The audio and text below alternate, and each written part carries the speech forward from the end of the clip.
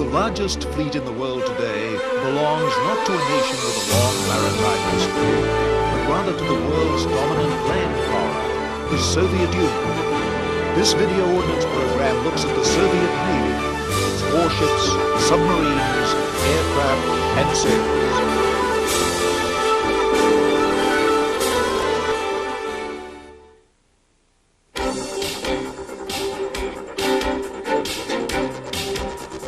The modern Soviet Navy is large and powerful. It is undergoing changes that will alter the way it operates, as well as the kind of ships, submarines, and aircraft it will use. This Navy is no stranger to change. It has undergone many profound and often bloody changes in the course of its turbulent history. Russia's naval history can be traced back to Tsar Peter the Great, who built its first large fleet. Peter's fleet eventually won naval supremacy in the Baltic Sea over Swedish forces. For the next 200 years, the Tsar sustained Peter's dream of a powerful Russian fleet. But imperial decay in the early 1900s and the rise of a strong Japanese navy checked Russian expansion in the Pacific in a stunning defeat of the Russian fleet in 1905. The humiliating defeat at the hands of the Japanese prompted a modernization program that provided the Russian fleet with a force of over 75 capital ships. When war broke out with Germany in 1914, the fleet was pinned into its bases, hard-pressed to influence the desperate battles of the Russian army on land. Tsar Nicholas II was blamed for the unpopular war and the staggering losses suffered by Russia. Revolution followed. Sailors of the Russian fleet were in the vanguard of the revolution. In 1917, the cruiser Aurora fired on the Winter Palace of the Tsar, marking the beginning of 4 bloody years of revolution and civil war. Shown here in Soviet reconstruction, sailors from the Baltic fleet took over the palace. Elements of the Navy fought on both sides. Admiral Kolchak led the White Russian forces in Siberia, but many sailors supported the victorious Bolshevik forces. The fleet of the new Soviet state, renamed the Red Fleet, emerged from the war a shadow of the Tsarist Navy. The Navy's honored reputation as the revolution's vanguard was sullied by the mutiny of the Navy's Kronstadt garrison in 1921. The Communist Party mobilized its forces and crushed the revolt. No pity was shown to former comrades. Lenin came to distrust the Navy's leadership that survived, and he doubted the usefulness of a fleet that had known only defeat. The Navy's fortune changed yet again with Lenin's death in 1924 and Joseph Stalin's rise to power. By the early 1930s, a new Navy construction program began, emphasizing destroyers and submarines. Stalin's Navy focused on defending the coast of the Soviet Union. Japan's aggressive campaigns in Manchuria and China in the early 1930s worried the Kremlin. Stalin re-emphasized the role of the once powerful Pacific Fleet. But on the eve of the Second World War, the Red Fleet was still a coastal navy, though a large one, with more submarines than any other navy. In the midst of this ambitious construction program, the Navy was caught up in the madness of the Purge. Every admiral and half of the other officers were imprisoned or executed. The Soviet Navy had hundreds of new ships, but few competent officers to sail them. It couldn't have come at a worse time.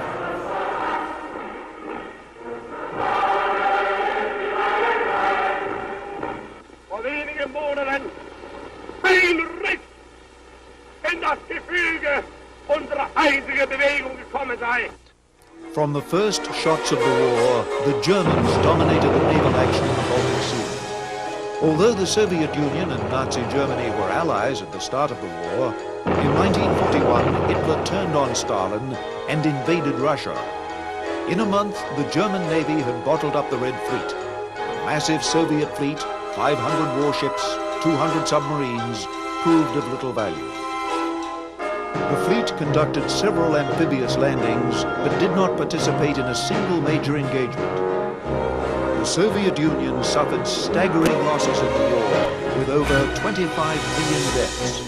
The country was in ruins, and the economy was devastated. But after the war, Stalin saw the Navy as a shield to prevent any further devastation to the Soviet Union. Another fleet-building program was started. Naval officers were placed into the ranks of the Communist Party elite, and recruiting increased. The fortunes of the Navy changed yet again with the death of Stalin in 1953. Khrushchev was less enamored of large capital ships than Stalin. Khrushchev will probably be best remembered for his statement that cruisers are great iron eaters, quote unquote. And having said that, he went out and cut up on the building ways several Sverdlov-class heavy cruisers, saying that the future of the Soviet Navy was in submarines, aircraft, and smaller combatant ships. Ironically, he appointed as head of the Navy Admiral Gorshkov, who became the father of the big capital ship high seas Soviet Navy. Sergei Gorshkov, an admiral at age 27 and veteran of many Black Sea amphibious landings during the war, was told to build a navy based on nuclear power, high technology, and missiles. His orders were clear: defend the Soviet state from seaborne threats. Admiral Gorshkov initially built small attack boats equipped with new cruise missiles to counter Western aircraft carriers. The deployment of the United States ballistic missile submarines reoriented the Soviet Navy's shipbuilding program and its priority. Large ships and submarines designed to find and kill Western submarines became top priority. The Soviet Navy today is the result of its turbulent history and the threats posed by Western navies.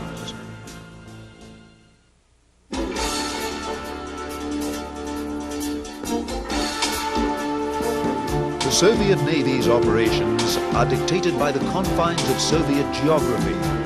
The Navy is divided into 4 remote and scattered fleets. The Baltic and Black Sea fleets are enclosed seas with narrow exits controlled by NATO.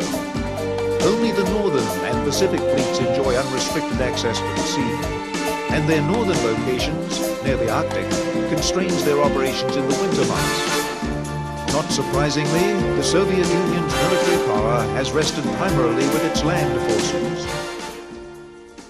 The wartime missions of the Soviet Navy, and it is 4 wartime missions that one purchases a Navy, are of course primarily to field and protect the SSBN force, to ensure the adequacy of the Soviet second strike capability, if you will. The second mission of the Soviet Navy is to protect the Soviet Union from all threats which originate from seaward. Now those threats, of course, are the classic threats posed by an enemy navy approaching your coasts, but they also involve the threat posed by bombers, cruise missiles, and other aerodynamic vehicles, even to include ballistic missiles, approaching your coast from seaward. And the third wartime mission of the Soviet Navy is to provide support to the ground forces. And that support can take the form of protecting your own sea lines of communications, to interdicting the enemy's sea lines of communications, to, of course, providing amphibious support, gunfire support, or just coastal protection, protecting the flank of the ground forces.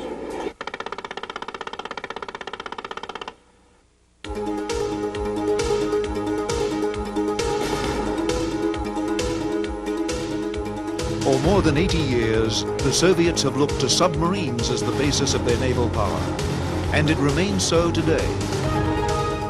No mission is more important to the Navy than deploying submarines equipped with nuclear ballistic missiles. These submarines play a central role in Soviet war planning. The Soviets will probably use their SSBN force to a limited degree in a first strike and continuing early strikes. But for the most part, the SSBN force will be, as it has historically been, the strategic reserve of the Supreme High Command of the Soviet Union. Most of the SSBN tubes, we feel, will probably be held in reserve for later strikes, or for what the Soviets call inter-war use, for use later on in hostilities as a strategic reserve. The Soviets have 6 very modern ballistic missile submarines called Typhoons. It is a huge submarine, the largest ever built. It displaces 25,000 tons. It is almost 1.5 football fields in length.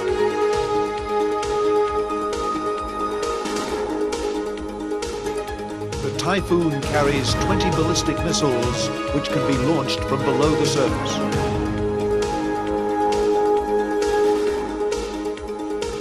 So important is the Soviet Navy's nuclear strike mission and the Typhoon's role in it that President Gorbachev paid a visit to one early in his tenure as head of the Soviet Union.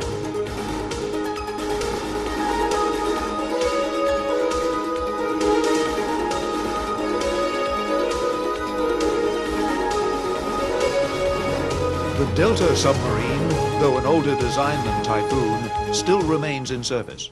Right now, the only class of SSBN being built is the Delta IV class, armed with the SSN-23 missile, which again is a missile of over 4,000-mile range and multiple warheads, but perhaps most importantly, it is a highly accurate missile, the first Soviet submarine-launched ballistic missile with enough accuracy to be able to target our ICBM fields. The Soviet Navy has approximately 60 ballistic missile submarines, and they account for nearly 1/3 of the Soviets' strategic weapons arsenal. Soviet submarines like Typhoon are built differently from those of the United States. They have a hull within a hull, which restricts space but provides the Soviet submarines with protection against torpedoes. The U.S. ballistic missile firing submarines, like the Ohio class, are quieter, sleeker, and technologically superior to their Soviet counterparts. The more modern SSBNs, of course, have ballistic missiles with a range capability well in excess of 4,000 miles and multiple warheads, and because of the range of the missiles, they are able to remain in Soviet territorial waters to conduct their patrols. These missile patrol areas are used by the Soviet submarines for other reasons as well. We do know that they like to operate closer to home. That may not be a matter of choice. That may be a matter of having to have navigational aids closer to home or something like that. Now, in addition, they know we hunt them, so that's another reason to stay home. The prying eyes of Western navies are always in search of the elusive Soviet ballistic missile submarines. Protecting these strategic submarines at sea is the mission of the Soviet Navy's torpedo attack submarines. The Soviets possess 60-some-odd nuclear-powered torpedo attack submarines, about half of which are modern quiet submarines, the latest class of which, the Akula class, and there are roughly a half a dozen of those active, operational in the Soviet inventory today, are very quiet submarines indeed. Akula, which means shark in Russian, is typical of many of the Soviet attack submarines. They can dive more deeply than their Western counterparts. It looks as though the crews are smaller than ours. When they lost the Mike, they announced a very small crew, surprisingly small for the size of the sub. The interpretation has to be that the submarine was somewhat more automated than we would expect, but also quite possibly that the sensors were simpler, so they didn't need as many people to handle them. Now, that doesn't mean they're better. It means they won't do some jobs that we do. Soviet attack submarines are not as capable as those of the United States, the United Kingdom, or France. They are noisy, so they are more vulnerable. But the Soviets are making significant advances in their top-line submarines, making them quieter, and therefore less vulnerable. They have created, within the limitations of their own technological base, a very quiet, very capable submarine in the Aquila. It is not as quiet or as capable as our first-line nuclear-powered torpedo attack submarines. It is still a tail chase. The Soviets are still behind us, but they are a lot closer to the tail today than they were 10 years ago. The Soviets have a large arsenal of both nuclear and diesel attack submarines. The Navy uses these attack submarines to defend the homeland against attack by the West.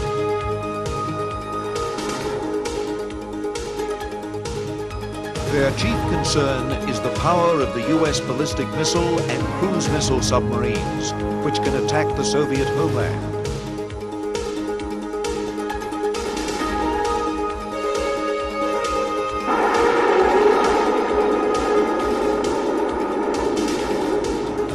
Defending the homeland also means defending it against threats posed by aircraft carriers and missile-equipped surface ships.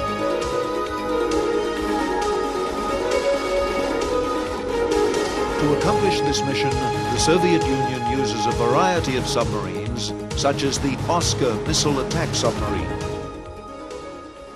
At the moment, the Soviets operate over 40 cruise missile attack submarines, nuclear and diesel-powered cruise missile attack submarines, capable of firing missiles varying in range from 35 nautical miles and 70 nautical miles and 150 nautical miles and up to as much perhaps as 250 nautical miles.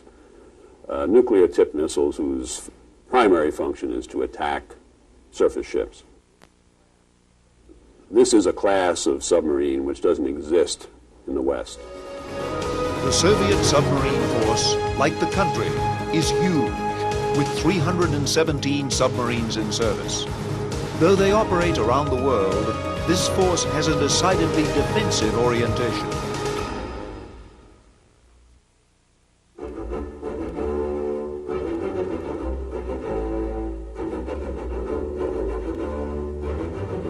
Though the fortunes of the surface ship have risen and fallen in the Soviet Navy, surface combatants have remained a very real part of the Red Fleet today. In the 1950s and early 60s, the Soviet surface fleet was characterized by smaller warships, many with guns, the more modern with missiles.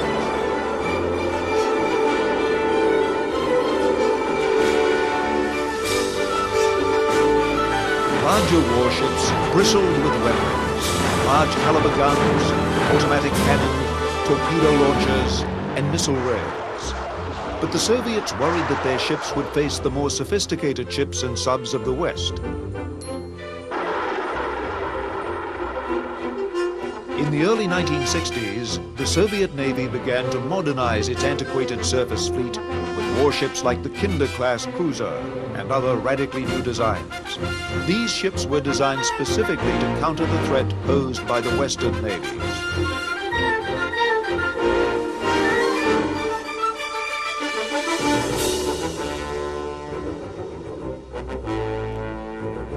The Soviets built hundreds of ships at great cost.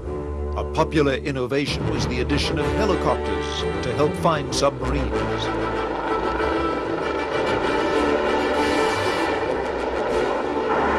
Missile armament became standard for both anti-ship weaponry and for air defense.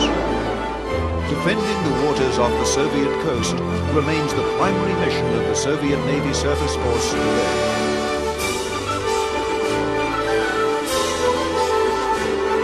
Compared to their Soviet counterparts, American surface ships are sleek and seemingly devoid of weapons. The decks of Soviet ships bristle with weapons, guns, missile tubes, and rocket launchers. There are several reasons why they have a large number of weapons. Reason number one probably is they don't have very good centralized command and control. And that means that if they're interested in defensive weapons, whatever threat they're shooting down probably will get pretty close before they engage it. So they need a lot of shots at it. The chance that any one weapon will knock down whatever is coming may not be all that great. so they want a lot of weapons. If the weapons aren't very well coordinated, then they can't afford to limit the numbers. In addition, they don't really expect to replenish their ships at sea. For that reason, they don't have to leave a lot of open deck area to handle equipment, to handle stores that they would transfer at sea. The U.S. Navy expects their weapons to work well every time they're required to fire. The Soviets expect less reliability from weapons and plan accordingly. The U.S. Navy exploits sophisticated computers to help control the ship's weapons, like missile launchers and anti-missile guns. Shortcomings in their civilian electronics industry force the Soviets to place less reliance on these technologies.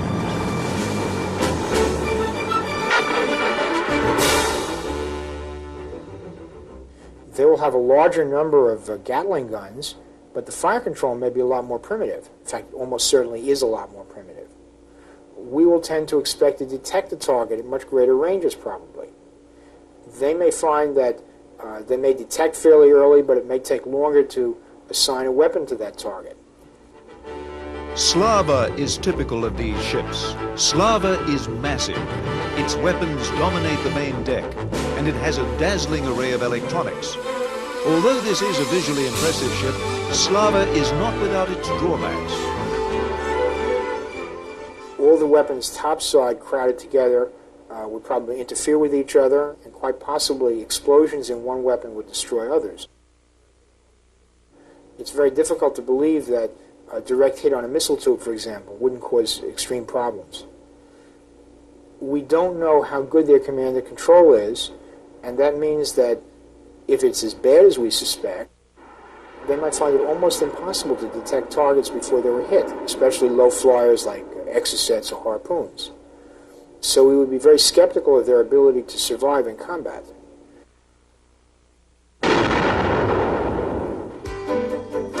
Slava's large anti-ship missiles use older external launch tubes. The more modern Kirov class uses vertical launchers, like their Western counterparts.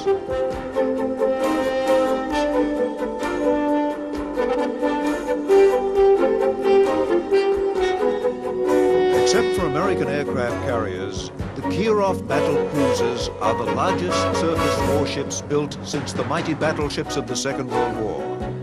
The Kirovs are nuclear-powered and are considerably larger than their nearest American counterpart, the Aegis cruisers. The Udaloy is a new class of Soviet destroyer, primarily designed to locate and destroy submarines. The large missile tubes located amidships contain SSN-14 Silex missiles to carry out this mission.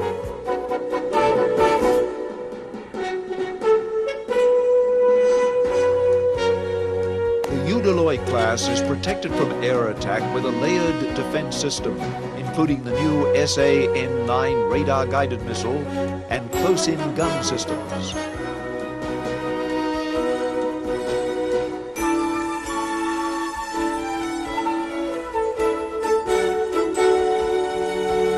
The Udaloys carry Kamov 27 Hormone helicopters to assist in hunting out submarines, using their dipping sonar and sonar buoys.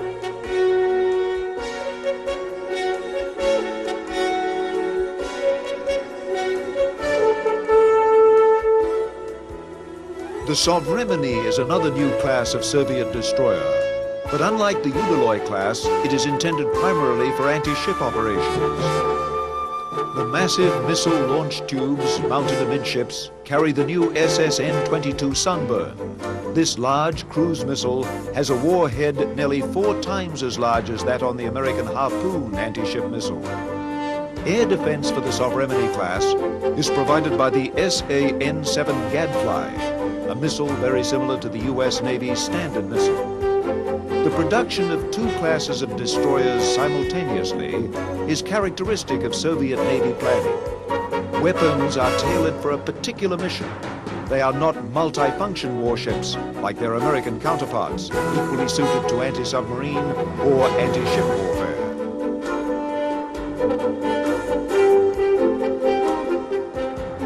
Since the 1960s, the Soviet Navy has gradually begun to build up a new capability, aircraft carriers.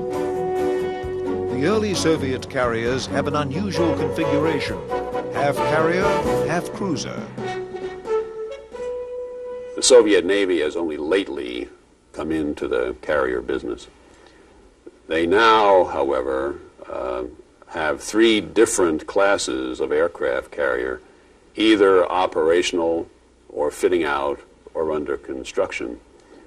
Operational are 4 carriers of the Kiev class, small carriers by modern standards, but equivalent in size to our largest World War II aircraft carriers.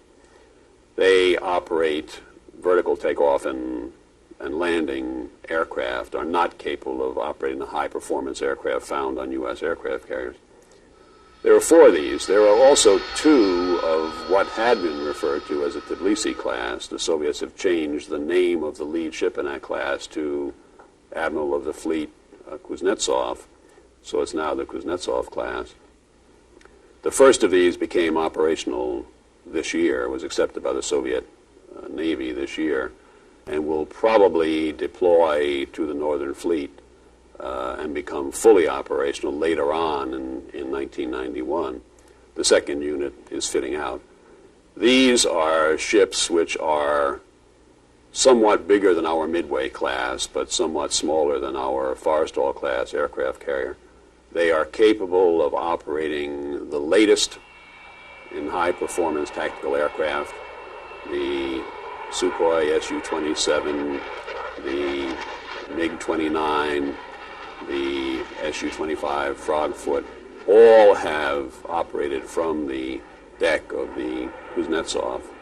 These are aircraft which are comparable to any aircraft we have in the fleet today, a marked upgrading of capability for the Soviet Navy. Interestingly, that is not the end of the Soviet carrier program. There is building on their carrier building ways right now the first Soviet nuclear-powered attack carrier. Besides carrier-based aviation, the Soviet Navy operates a sizable land-based aviation force, equipped with aircraft such as this Bear bomber. Yet for all the sophisticated equipment of the Soviet Navy, its capabilities are limited by the shortcomings of its conscript sailors. The reason they do poorly is not because their equipment is awful, because it's not. It's, in some cases, very good. The reason they don't do well is because of the sailors at sea. If you look deeply into their eyes, you see Soviet sailors who are a little bit disgruntled about their position in life and a little bored with their existence of day after day at sea doing one job. And the Soviet Navy suffers because these sailors, unlike ours, are incapable of doing much more than that. It's the weakest point of the Soviet Navy, and it will take a decade or more in order to cure.